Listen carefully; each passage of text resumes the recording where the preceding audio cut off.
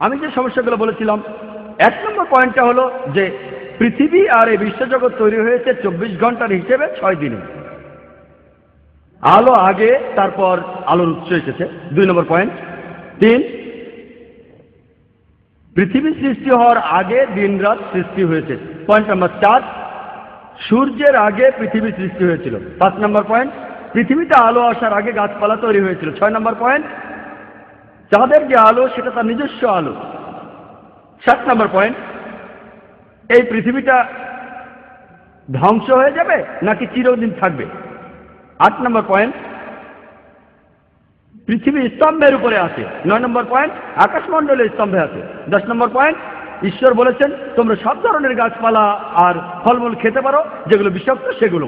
11 নম্বর point, falsification টেস্টের সেই পরীক্ষা যেটা আছে মার্কের 16 নম্বর অধ্যায়ের 17 আর 18 অনুচ্ছেদে।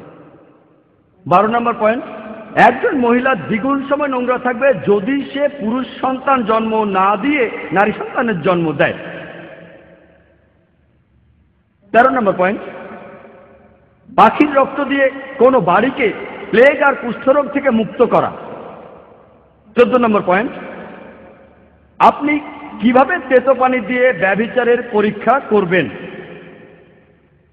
15 নম্বর পয়েন্ট, 60টিরও কম অনুচ্ছেদে 18টি সমস্যা আছে। এজরা 2য় অধ্যায় আর নেহেমিয়া 7ম অধ্যায়ে। আমি 18টাকে আলাদা আলাদা ধরছি, সব মিলিয়ে একটা সমস্যা ধরছি। 16 নম্বর পয়েন্ট, এই 2 অধ্যায়ের সংখ্যা দুটো এক নয়। 17 নম্বর পয়েন্ট, 200 জন নারী পুরুষ গান গেয়েছিল নাকি 245 জন গান গেয়েছিল। 18 নম্বর পয়েন্ট, জোহাচিনের বয়স কি 18 ছিল নাকি 8 ছিল যখন সে রাজা হয়। 19 নম্বর পয়েন্ট, তিনি কি 3 মাস শাসন করেছেন নাকি 3 মাস 10 দিন। 20 নম্বর পয়েন্ট, সলোমন 2000 বার গোসল করেছিলেন নাকি 3000 বার। 21 নম্বর পয়েন্ট হলো যে বাদশা কিভাবে মারা যাওয়া 10 বছর পরে জুদা রাজ্য দখল করলো। 22 নম্বর পয়েন্ট হলো সর্বশক্তিমান ঈশ্বর বলেছেন আমি আকাশের অঙ্গনু বসিয়ে মানুষ জাতিকে কথা দিলাম যে পৃথিবীকে আর কখনো বন্যায় ডুবিয়ে দেব না। আমি এখানে মাত্র 22টা সমস্যার কথা বললাম। এছাড়াও বাইবেলে আরো শখানেক বৈজ্ঞানিক ভুল আছে। বৈজ্ঞানিক ভুল, আশা করি ডক্টর উইলিয়াম ক্যাম্বেল সমস্যাগুলো নিয়ে কথা বলবেন, আর উনি এখানে একমত হয়ে আলোচনা করুন অথবা ভিন্ন মত হয়ে। যদি তিনি যুক্তি মেনে চলেন, তিনি কখনোই বৈজ্ঞানিকভাবে এই 22টা সমস্যার সবগুলোর সমাধান কোনোভাবে দিতে পারবেন না। আমরা মানি যে যীশুখ্রিস্ট আল্লাহর নবী, তার উপরে ইঞ্জিল নাজিল হয়েছিল। এই বাইবেল এটা ইঞ্জিল নয়। এখানে ঈশ্বরের কথা থাকতে পারে, তবে অবৈজ্ঞানিক কথাগুলো ঈশ্বরের কথা নয়। আমি আমার লেকচার শেষ করার আগে পবিত্র কোরআন থেকে একটা উদ্ধৃতি দেব। সূরা বাকারার 79 নম্বর আয়াতে উল্লেখ আছে, ফাওয়াইলুল লিল্লাযিনা ইয়াকতুবুনাল কিতাবা বিআইদিহিম সুম্মা ইয়াকুলুনা হাযা মিন ইনদিল্লাহ লিয়াশতারু বিহি সামনান কালিলা ফাওয়াইলুল লাহুম মিম্মা কাতাবাত আইদিহিম ওয়াওয়াইলুল লাহুম মিম্মা ইয়াকসিবুন। দুর্ভোগ তাহাদের জন্য যাহারা নিজ হাতে কিতাব রচনা করে এবং তুচ্ছ মূল্য প্রাপ্তির জন্য বলে ইহা আল্লাহর নিকট হইতে। তাহাদের হাত যাহারা রচনা করিয়াছে তাহার শাস্তি তাহাদের, যাহারা উপার্জন করিয়াছে তাহার শাস্তি তাহাদের। ওয়া আখিরু দাওয়ানা আলহামদুলিল্লাহি রাব্বিল আলামিন।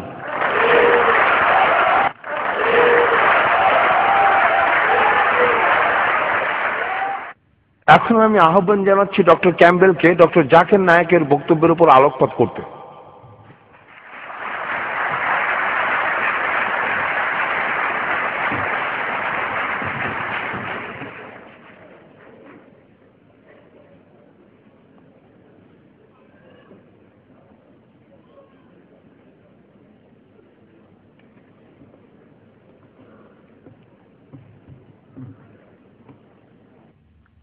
ডক্টর নায়েক বেশ কিছু গুরুতর সমস্যার কথা বলেছেন।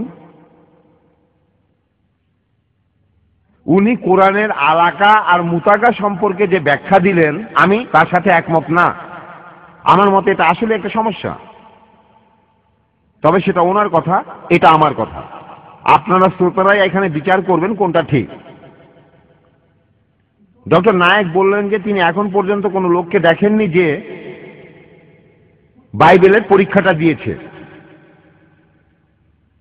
আমি একজন লোকের কথা বলতে পারি, অবশ্য তিনি এখন আর বেঁচে নেই। তিনি আমার বন্ধু হ্যারি র্যাডক্লিফ।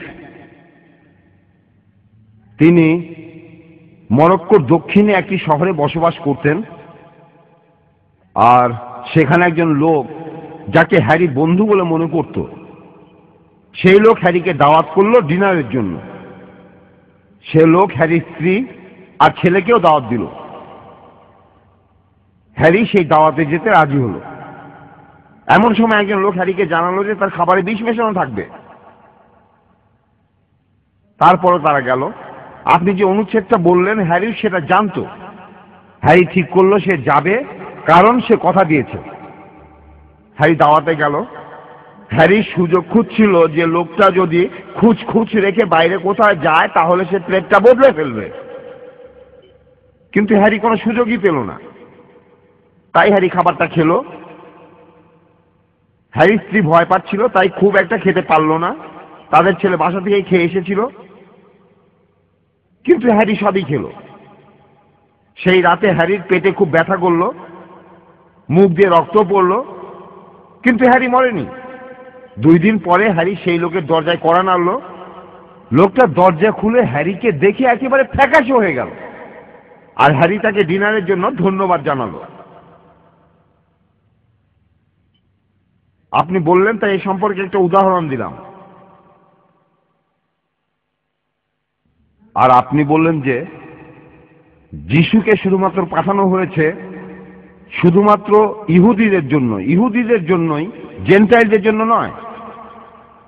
কিন্তু পবিত্র কোরআনেই বলা আছে, সূরা মরিয়মে আছে, একজন ফেরেশতা মরিয়মকে এসে বলল, 21 নম্বর আয়াতে আছে যে যীশু খ্রিস্ট মানুষের জন্য একটি নিদর্শন আর স্রষ্টার নিকট হইতে একটা অনুগ্রহ। মার্কের 14 অধ্যায় 9 অনুচ্ছেদ, একজন মহিলা এসে যিশুর পায়ে তেল মাখল। যিশু বললেন, এখন থেকে তোমরা পৃথিবীকে যেসব সুসংবাদ বলবে তার মধ্যেই মহিলার কাজের কথাও থাকবে।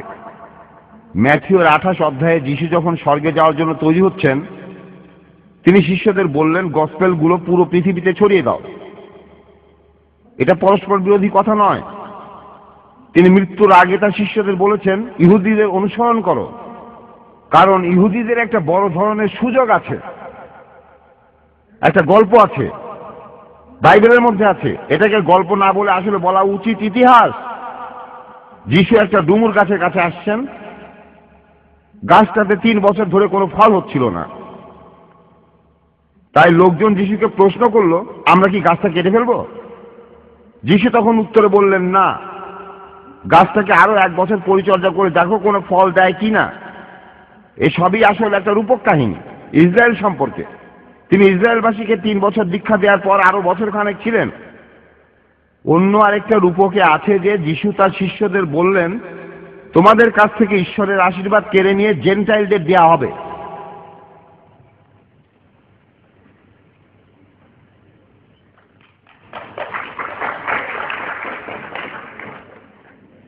ডক্টর নায়েক সৃষ্টি 6 দিনের কথা বললেন, 24 ঘন্টার দিন। বাইবেলে যে দিনের কথা বলা হয়েছে সেটা হতে পারে একটা লম্বা সময়। 24 ঘন্টার দিন হতেই হবে এমন নয়, যেভাবে ডক্টর মরিস বুকাইলি তার বইতে লিখেছেন। আর আমার মতে এই দিনগুলি খুব লম্বা একটা সময়। আর বাইবেলের কিছু সমস্যার কথা তিনি বলেছেন, আমিও সেগুলো অস্বীকার করছি না, এগুলোর পক্ষে কোনো যুক্তি দেখাতে পারবো না। তবে কথা বলবো,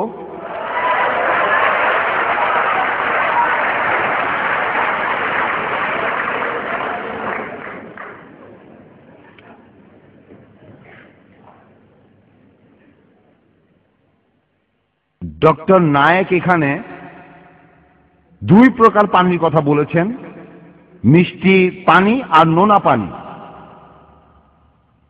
আমি ওনার এই ব্যাখ্যার সাথে একমত নই। পবিত্র কোরআনে আছে যে সর্বশক্তিমান ঈশ্বর তিনি প্রবাহিত করেন 2 দরিয়া, যারা পরস্পর মিলিত হয়, কিন্তু উহাদের মধ্যে রহিয়াছে এক অন্তরাল, যাহা উহারা অতিক্রম করিতে পারে